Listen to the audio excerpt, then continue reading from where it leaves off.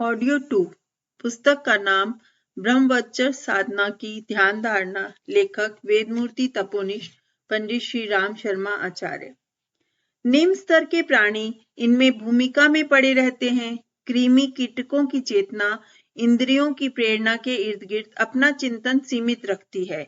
वह शरीर की जीवनी शक्ति मात्र से जीवित रहते हैं।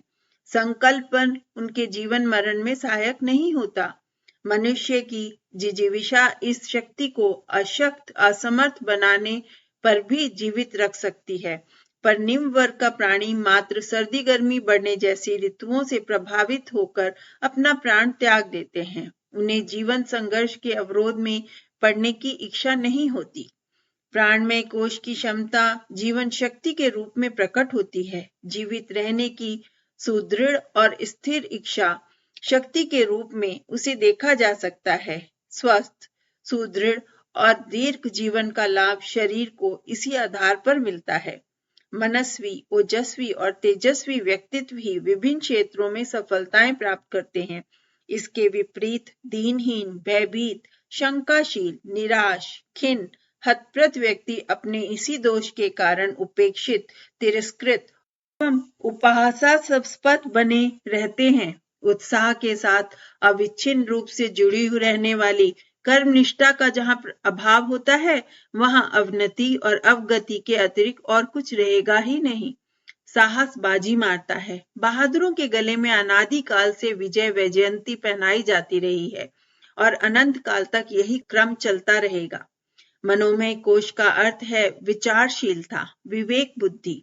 यह तत्व जिसमें जितना सजग होगा उसे उसी स्तर का मनस्वी एवं मनोबल संपन्न कहा जाएगा। यूं मन हर जीवित प्राणी का होता है। कीट पतंग भी उससे रहित नहीं है, पर मनोमय कोश के व्याख्याकारों ने उसे दूरदर्शिता, तर्क प्रखरता और विवेकशीलता के रूप में विस्तार पूर्वक समझाया है। मन की स्थिति हवा की तरह है। वह दिशा विशेष तक सीमित न रहकर स्वेच्छाचारी वन्य पशुओं की तरह किधर भी उछलता कूदता है। पक्षियों की तरह किसी भी दिशा में चल पड़ सकता है। इसे दिशा देना, चिंतन के अनुपयोगी प्रवाह में बहने से बचाकर उपयुक्त मार्ग पर सुनियोजित करना मनस्वी होने का प्रधान चिन्ह है। मनोनिग्रह, मनोजय इसी का नाम है। एकाग्रता और चित्तवृत्ति निरोध का बहुत महात्म्य योग शास्त्रों में बताया गया है। इसका अर्थ चिंतन प्रक्रिया को ठप कर देना, एक ही ध्यान में निमग्न रहना नहीं, वरन यह है कि विचारों का प्रवाह नियत निर्धारित प्रयोजन में ही रुचिपूर्वक लगा रहे। यह कुशलता जिनको करतलगत हो जाती है, वे जो भी लक्ष्य निश्चित करते हैं उसमें प्राय अभीष्ट सफलता ही प्राप्त करते रहते हैं। बिखराव की दशा में चिंतन की गहराई में उतरने का अवसर नहीं मिलता। अस्तु किसी विषय में प्रवीणता और पारंगतता भी हाथ नहीं लगती। संसार में विशेषज्ञों का स्वागत होता है। यहाँ हर क्षेत्र में A1 की मांग है और यह उपलब्धि कुशाग्र विधि पर ही नहीं वरन सघन मनोमय के साथ संबंध है। इस मनोयोग का वरदान प्राप्त करने के लिए जो प्रयास व्यायाम करने पड़ते हैं उन्हें ही मनोमय कोश की साधना कहते हैं। विज्ञान में कोश को सामान्य भाषा में भावना प्रवाह कह सकते हैं। यह चेतना की गहराई में अवस्थित अंतःकरण से संबंधित है। विचार शक्ति से भाव शक्ति कहीं गहरी है, साथ ही उसकी क्षमता एवं प्रेरणा भी अत्यधिक सशक्त है। मनुष्य विचारशील ही नहीं, संवेदनशील भी है।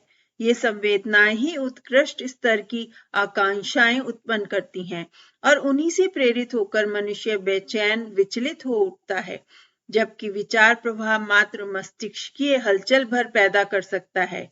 देव और दैत्य का वर्गीकरण इस भाव चेतना के स्तर को देखकर ही किया जाता है। विज्ञान में कोश की संतुलित साधना मनुष्य को दयालु, उदार, सज्जन, सहृदय, संयमी और शालीन बनाती है। उसे दूसरों को दुखी देखकर उनकी स्थिति में अपने को रखकर व्यथित होने की सहानुभूति का अभ्यास होता है। तदनुसार औरों का दुख बटाने की सेवा परायणता की आकांक्षा सदा उठती रहती है। विभिन्न प्रकार के परमार्थ इसी स्थिति में बन पड़ते हैं। ऐसे व्यक्तियों की आत्म भावना सुविस्तृत होते होते अति व्यापक बन जाती है, तब दूसरों के सुख में भी अपने निज का सुख जैसा अभ्यास मिलता है।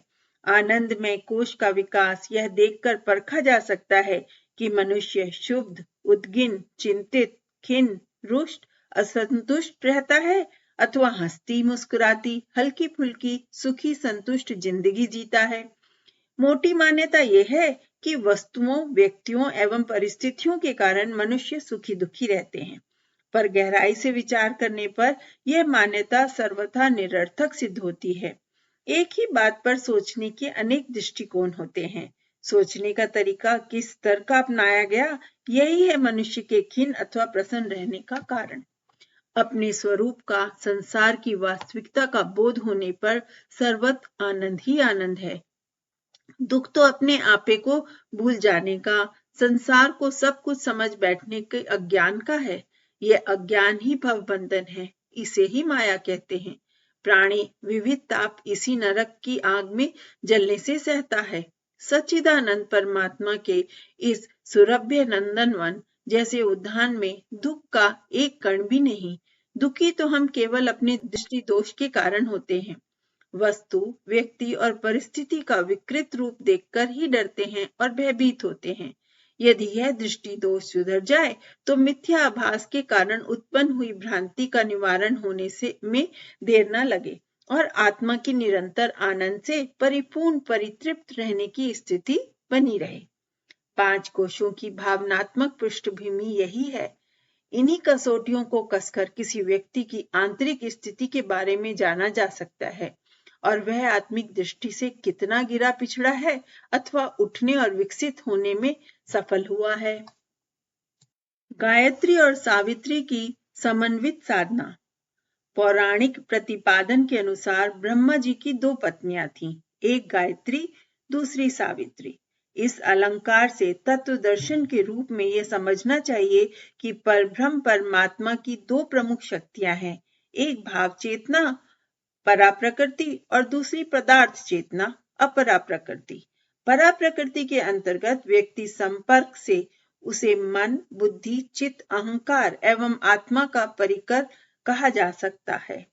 अपरा प्रकृति के रूप में वही महातत्व बनकर इस विराट ब्रह्मांड में क्रियाशील दृष्टिगोचर होता है। इसी अपरा प्रकृति को पदार्थ सत्ता एवं जड़ प्रकृति कहते हैं। पदार्थों की समस्त हलचलें इसी पर निर्भर है। परमाणुओं का अपनी धुरी पर घूमना, उनके द्वारा विविध विधि क्रियाकलापों का संचालन होना उसी अपरा प्रकृति की सूक्ष्म प्रेरणा से संभव होता है।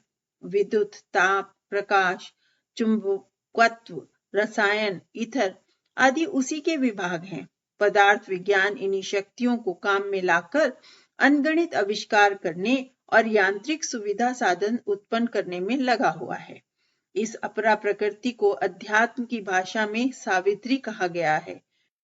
कुंडलिनी इसी दूसरी शक्ति का नाम है। गायत्री और सावित्री का अंतर और भी स्पष्ट समझना हो तो गायत्री को ज्ञान शक्ति और सावित्री को क्रिया शक्ति कह सकते हैं। गायत्री चेतना का सामर्थ्य है और सावित्री पदार्थ के अंतराल में काम करने वाली क्षमता। इन्हीं दोनों के प्रभाव से ये समस्त संसार और मानवीय काय कलेवर अपनी हलचलों को जीवित रखे हुए है। गायत्री चेतना का शास्त्र ब्रह्म विद्या है और सावित्री शक्ति की व्याख्या कुंडलिनी विज्ञान के रूप में की जाती है। गायत्री को पंचकोशी साधना के अंतर्गत और सावित्री को कुंडलिनी विज्ञान के अंतर्गत प्रखर परिष्कृत बनाया जाता है। गायत्री साधना चेतनात्मक रहस्यों का, दिव्य विभूतियों का अनुदान प्रस्तुत करती है और कुंडलिनी भौतिक सिद्धियों के लिए आवश्यक पथ प्रशस्त करती है। एकांकी प्रगति अपर्याप्त है, उत्कर्ष उभय पक्षीय होना चाहिए। इसलिए ब्रह्म विज्ञान के माध्यम से पंचकोशी गायत्री उपासना के साथ साथ ब्रह्म तेजस की कुंडलिनी जागरण साधना को चलाते रहने का भी निर्देश है। इसे विरोधाभास की दृष्टि से नहीं वरन पूर्ण प्रक्रिया का शुभ आरंभ ही समझना चाहिए। समन्वयात्मक साधना का जितना महत्व है उतना एकांकी का असंबंध का नहीं। प्राय साधना क्षेत्र में इन दोनों में यही भूल होती रही है। ज्ञान मार्गी राजयोगी भक्तिपरक साधना तक सीमित रह जाते हैं और हठ योगी कर्मकांडी तप साधनाओं में निमग्न रहते हैं। उपयोगिता दोनों की है, महत्ता किसी की भी कम नहीं, पर उनका एकांकीपन उचित नहीं। दोनों का जोड़ा और मिलाया जाना चाहिए। यह शिव पार्वती विवाह ही गणेश जैसा भावनात्मक वरदान और कार्तिकेय जैसा पदार्थात्मक अनुदानों की भूमिका प्रस्तुत कर सकता है। गायत्री साधना का उद्देश्य मानसिक चेतनाओं का जागरण और कुंडलिनी साधना का प्रयोजन पदार्थगत सक्रियताओं का अभिवर्धन है।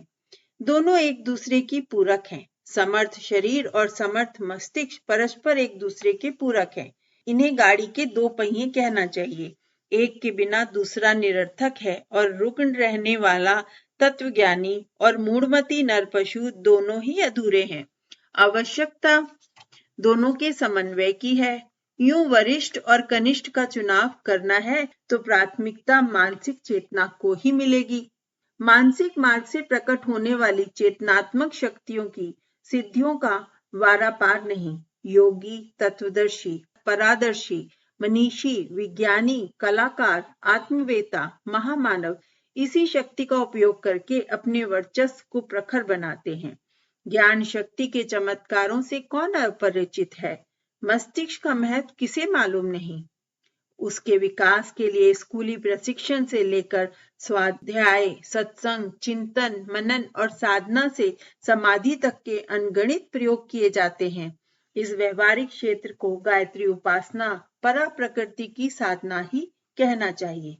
दूसरी क्षमता है क्रिया शक्ति अर्थात अपरा प्रकृति। शरीरगत अवयवों का सारा क्रियाकलाप इसी से चलता है। श्वास प्रश्वास, संचार, निद्रा, जागृति, मलों का विसर्जन, ऊष्मा, ज्ञान तत्व, विद्युत प्रवाह आदि अनगिनत प्रकार के क्रियाकलाप शरीर में चलते रहते हैं। उन्हें अपरा प्रकृति का कृतत्व कहना चाहिए। इसे जड़ पदार्थों की गतिशील रखने वाली क्रिया शक्ति कहना चाहिए। व्यक्तिगत जीवन में इसका महत्व भी कम नहीं। आरोग्य, दीर्घ जीवन, बलिष्ठता, स्फूर्ति, साहसिकता, सौंदर्य आदि कितनी ही शरीरगत विशेषताएं इसी पर निर्भर हैं। इसे व्यावहारिक रूप से कुंडलिनी शक्ति कहना चाहिए। आहार, व्यायाम, विश्राम आदि द्वारा साधारणतः इस शक्ति की साधना उपासना की जाती है। यूं प्रधान तो मस्तिष्क स्थित दिव्य चेतना ही है। वह बिखर जाए तो तत्काल मृत्यु आ खड़ी होगी, पर कम उपयोगिता शरीरगत पदार्थ चेतना की भी नहीं है।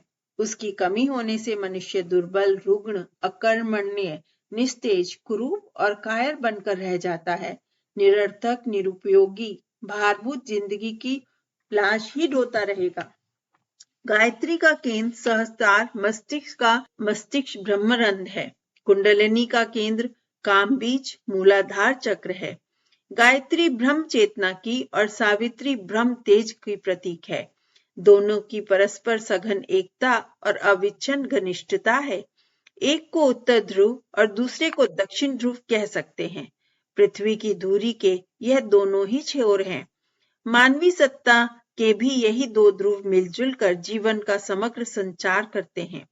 गायत्री से दिव्य आध्यात्मिक विभूतियां उपलब्ध होती हैं और सावित्री से भौतिक रिद्धि सिद्धियां। गायत्री उपासना की उच्च स्तरीय साधना पंच कोशों की, पंच योगों की साधना बन जाती है। सावित्री कुंडलिनी है और उसे 5 तप साधनों द्वारा जगाया जाता है। योग और तप के समन्वय से ही संपूर्ण आत्म साधना का स्वरूप बनता और समग्र प्रतिफल मिलता है। इसलिए पंच कोशों की गायत्री और कुंडलिनी जागरण की सावित्री विद्या का समन्वित अवलंबन अपनाना ही हितकर है। बिजली की 2 धाराएं मिलने पर ही शक्ति प्रवाह में परिणत होती हैं। आत्मिक प्रगति का रथ भी इन्हीं 2 पहियों के सहारे महान लक्ष्य की दिशा में गतिशील होता है।